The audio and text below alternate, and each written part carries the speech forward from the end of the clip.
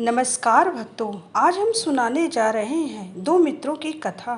यह कथा बताती है कि भगवान अपने भक्तों का प्रेम कभी नहीं भूलते हैं। बहुत समय पहले की बात है। उज्जैन के पास महर्षि संदीपनी का आश्रम था।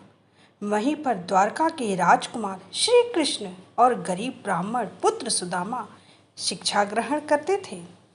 दोनों साथ पढ़ते, साथ भोजन करते और साथ जंगल से लकड़ियां लाते थे।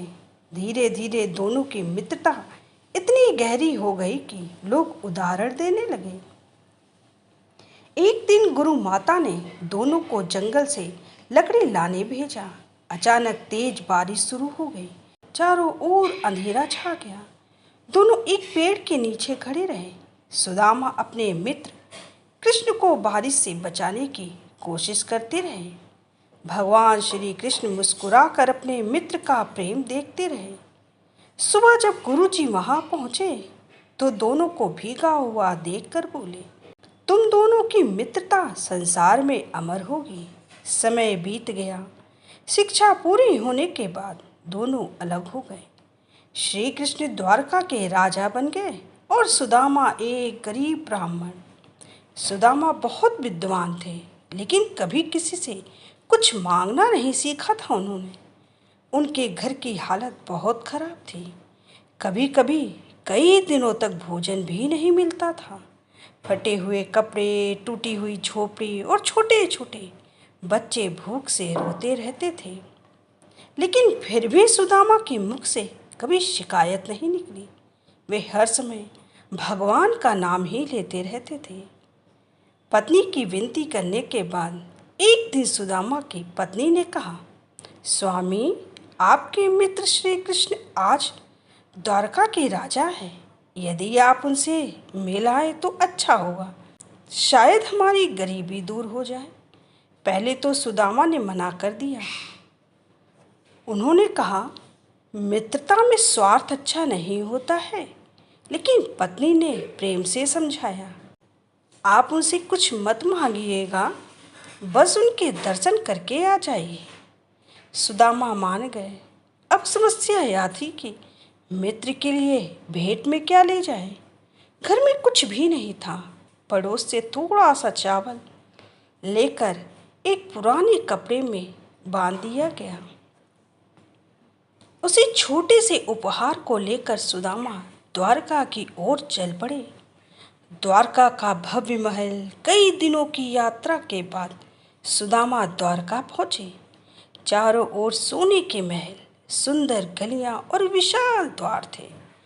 गरीब ब्राह्मण को देखकर सैनिकों ने पहले रोका, लेकिन जैसे ही श्री कृष्ण को समाचार मिला कि उनके मित्र सुदामा आए हैं, भगवान नंगे पैर दौड़ पड़े। पूरा महल यह दृश्य देखकर आश्चर्यचकित रह गया। द्वारका के राजा श्री कृष्ण अपने करीब मित्र को गले लगाकर रो पड़े। उन्होंने सुदामा को अपने सिंहासन पर बैठाया, स्वयं उनके पैर धोए। भगवान की आंखों से प्रेम के आंसू बह रहे थे। माता रुक्मिणी भी यह दृश्य देखकर भावुक हो गई। श्री कृष्ण बार बार पूछने लगे, मित्र, मेरे लिए क्या लाए हो? मित्र, मेरे लिए क्या लाए हो? सुदामा यह सुनकर शर्माने लगे।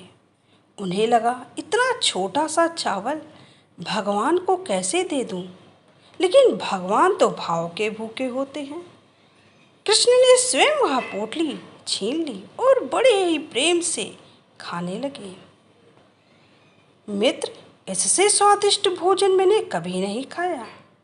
कहा जाता है कि जैसे जैसे भगवान चावल खाते गए, वैसे वैसे सुदामा के भाग्य बदलते गए।